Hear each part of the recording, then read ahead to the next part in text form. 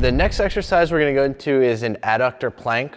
So the adductors lay along the inside of the leg. So if you've ever heard like a groin strain or anything like that, this exercise is powerful both preventatively. If we practice doing this before injury, the likelihood of getting a groin injury is gonna be a lot lower, especially in athletes. We think about soccer players, hockey players, football, a lot of these sports where that groin injury is so common.